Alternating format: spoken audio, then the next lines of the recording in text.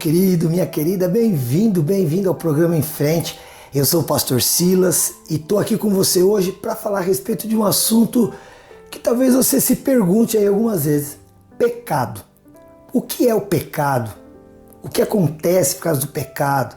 Como que isso tudo começou? Quais as consequências que isso traz para mim, para minha família, para a humanidade? Então vamos fazer aqui uma série a respeito disso. Pecado. Vamos falar sobre isso aqui por esses dias, alguns vídeos, e você acompanha aqui com a gente na TV Cultura, canal 27.1, segunda a sexta-feira, às 8 da manhã e 1h30 da tarde. Ou então nas nossas redes sociais, que lá no final eu vou te falar quais são, tá bom? Bom, pecado. A palavra pecado é em grego, que é geralmente o texto, né, clássico da Bíblia, é o texto usado no Novo Testamento. Jesus falava grego na sua época porque o Império Grego tinha dominado todo o mundo da época ali no segundo século antes de Cristo. Quando o Império Romano, na era cristã, a partir, né, do que seria chamado mais tarde era cristã, dominou o mundo, a língua universal, por conta do domínio anterior, era a língua grega. E por causa disso, a gente usa muitos termos gregos até agora. Você vê que, em relação à pandemia, os nomes usados para a Covid-19, das suas variantes, você já viu que tem a Delta, é grego? Tem a Lambda, é grego. E assim, outras variantes que têm surgido, os nomes dados são nomes gregos, porque se tornou também uma língua científica, assim como o latim, por conta dos romanos. Bom, mas o que eu quero dizer com isso? Só para você entender. A palavra pecado, ela significa harmatia em grego. Hamartia. Na literatura mundial, a palavra hamartia, ela era usada também. Por exemplo, Shakespeare usou muito a palavra hamartia. Era quando o seu mocinho, dos seus livros, dos seus romances, ele cometia algum erro, alguma coisa que não podia deixar passar, então era aquela sua hamartia. E que quando você pega a Bíblia e lê lá no grego, ou você então lê na língua portuguesa e vê lá a palavra pecado no Novo Testamento, então você pode saber que lá no grego está escrito hamartia. Essa palavra, ela significa errar o alvo.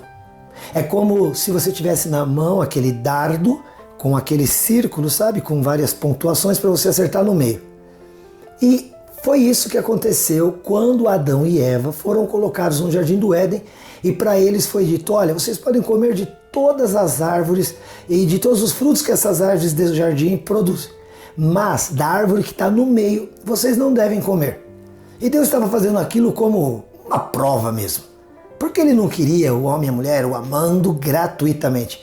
Ele queria que o coração deles estivesse apegado a Ele como o dele estava apegado a eles. Então Ele disse: vocês comam de tudo que vocês quiserem, vocês vão ter tudo, toda a liberdade para caminhar por esse jardim. Porém, não comam do fruto que está lá no meio do jardim, porque quando vocês fizerem isso, vocês vão morrer. E a palavra morrer, para nós hoje, ela tem um significado, né? Mas lá, querido, quando Deus usou essa palavra morrer, Ele estava querendo dizer: eu vou me distanciar de você. Por quê? Porque o próprio Deus é a vida. Quem tinha soprado o fôlego de vida nas narinas de Adão? O próprio Deus. Então essa morte seria a supressão, o tirar desse fôlego de vida. Então Deus disse a Adão e Eva: vocês não comam. Qual era o alvo deles? O alvo deles era permanecer no jardim sem comer aquele fruto.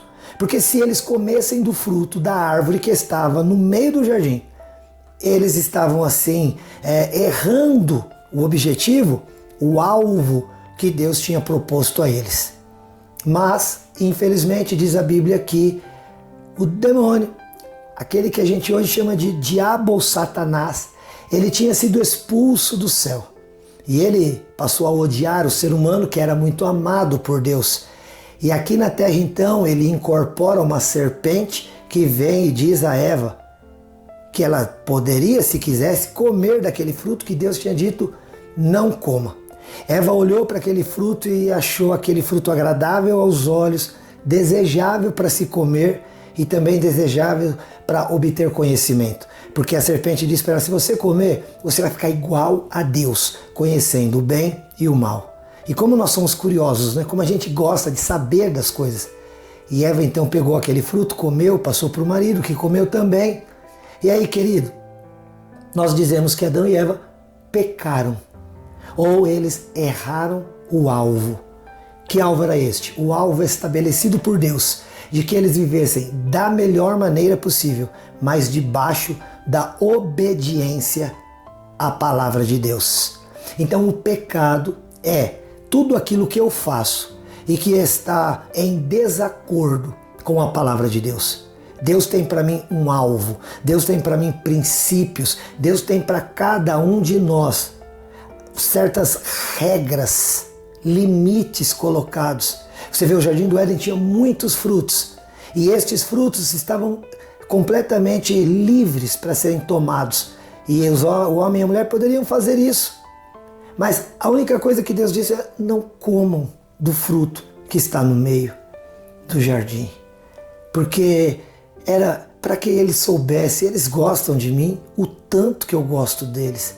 Mas, queridos, infelizmente, Adão e Eva não acertaram este alvo, não permaneceram dentro do limite posto por Deus. Aí você fala assim, mas que coisa aparentemente chata essa história de ter limites. Ninguém gosta de limites. Nós gostamos de liberdade. A gente quer fazer o que quer. Mas será que é bom, querido? A Bíblia fala lá em Provérbios que até o coração da criança está cheio de estutícia. Estutícia é rebeldia. É a vontade de dizer não, não quero, não vou, não faço, quando uma ordem, quando um limite nos é colocado. E sabe, às vezes a gente nem tem vontade de fazer certas coisas. É mais pela quebra mesmo do limite colocado, da regra sugerida. E olha, você já teve um bebê? Você já teve um nenezinho na sua casa? Você colocou ele dentro de um cercadinho, né? Você cresceu assim como eu, dentro de um cercadinho. O que era aquele cercadinho? Nada mais era do que um lugar onde a criança teria limites. Se ela fosse para cá, limite, com algumas gradezinhas, né, de madeira, para cá, limites, para cá. E qual era a razão de que você colocava aquela criança, o teu filhinho amado, dentro de um cerquinho com limites? Para que era isso? Por que esses limites eram colocados? Para proteção. Para que os limites são colocados nas pistas? Para proteção. Então, o limite posto por Deus não é, nunca será, nem foi, para estragar os nossos prazeres, mas sim para nos poupar de dores. Todas as regras dadas por Deus, todos os limites que Ele nos coloca, não é para que sejamos infelizes, tristes, abatidos, ah meu Deus, e agora? Não. Os limites que Deus coloca e diz até aqui, queridos, tem o propósito de te livrar do mal, de te poupar de situações que você sabe que quantas coisas você já fez, que você já imaginava na mente, eu não deveria fazer, e você ultrapassa o limite, e quando você vai pensar, você já não está dormindo, não está comendo, está com a consciência angustiada, porque uma consciência pesada, uma consciência cheia de culpa, de sentimentos. Aí não adianta dizer, é por conta da regra judaico-cristã que nós ficamos com a consciência pesada, porque se essas regras não tivessem sido postas, nós estaríamos bem e muito bem fazendo o que queríamos fazer. Será que é verdade, meu querido? Sabe, quando o Ministério da Saúde, por exemplo, adverte, fumar faz mal à saúde. Esse limite sugerido, né? Olha, não fuma que não faz bem, sugerido pelo nosso Ministério da Saúde, por exemplo, no Brasil. Você acha que essa regra, ou então esse limite que eles sugerem, não é uma obrigação, você é livre para fazer isso, é para te privar de algum prazer ou é para te poupar de alguma dor? A gente aceita muito bem que os médicos nos coloquem limites. Não, claro, o doutor sabe o que diz. A gente aceita muito, muito, muito bem os limites postos, por exemplo, na empresa, pelos coordenadores. De modo geral, né, as chefias, e nós aceitamos porque nós entendemos que se eu ultrapassar aqueles limites, eu posso perder o emprego, e nós não queremos perder a nossa fonte de sobrevivência. Mas quando se trata de obedecer às regras sugeridas por Deus, sugeridas não, ordenadas, porque alguém que ama não vai sugerir. Você não pode falar para o teu filho, você gostaria de fazer isso ou aquilo? Você gostaria de pôr o seu dedinho na tomada? Você pegar uma criança de 3, 4 aninhos ou 2 para frente, ele está começando a engatinhar, e você fala para ela, ô meu filhinho, você gostaria de pôr o seu dedinho na tomada? Você quer pôr a sua mãozinha aqui no forno enquanto ele está acesa? Você dá essa sugestão para o teu filho e você diz, não põe a mão aqui, porque senão você vai se queimar. Não ponha o dedo aqui na tomada, porque dá choque. Você vai se machucar, você vai se ferir. É a mesma coisa com Deus. Mas por que é tão difícil para nós entendermos e aceitarmos os limites que Deus nos coloca? Sabe, quando a gente tem certas vontades, por exemplo, o diabético, lhe é sugerido não coma doces. E se ele quer ficar bem, ele aceita a regra, porque ele sabe a consequência que traz. Para o hipertenso, não coma sal, porque ele sabe que se comer, a pressão vai ficar alta.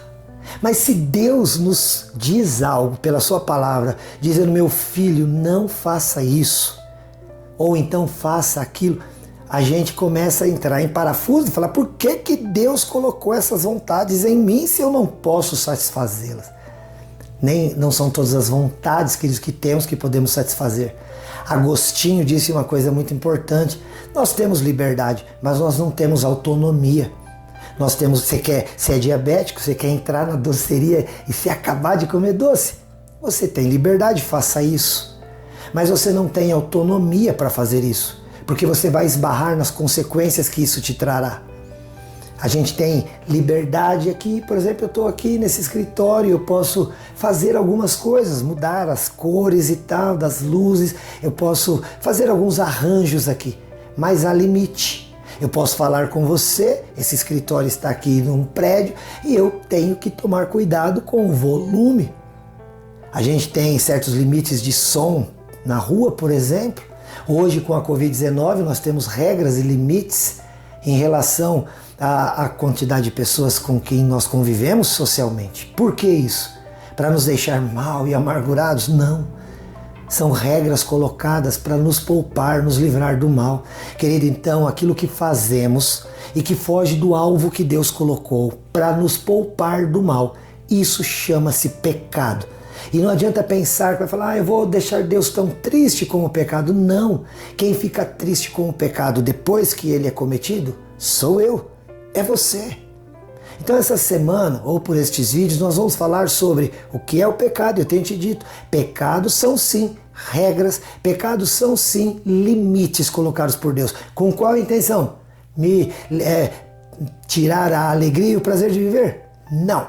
Me poupar de dores e me livrar de males, muitas vezes com consequências que eu não terei controle sobre elas. Sobre isso que nós vamos falar durante esses dias, para que você também possa ter uma consciência tranquila e aliviada, porque nós vamos falar também, além de o que é, como sair disso e qual a consequência de ter saído. Que Deus te abençoe. Eu sou o pastor Silas, aqui da IP de Rolândia. IP de Rolândia que fica na Santos Dumont 1075. Você pode entrar em contato lá na nossa secretaria no 43 3015 27 27. Esse número ele é o telefone, também é o WhatsApp da secretaria. Pode entrar aqui em contato com Em Frente através do 43 99147 5007. 43 99147 5007 é o nosso WhatsApp. Ou então, você pode entrar nas redes sociais, lá no Facebook, curte a página Em Frente Responde. Lá no Instagram você pode seguir Em Frente Responde. E no YouTube você pode se inscrever no canal Em Frente Responde, acionar o sininho, compartilhar. E a gente vai estar junto assim muitas vezes. Que Deus te abençoe. Eu te amo, Jesus. Tchau, até o próximo, se Deus quiser.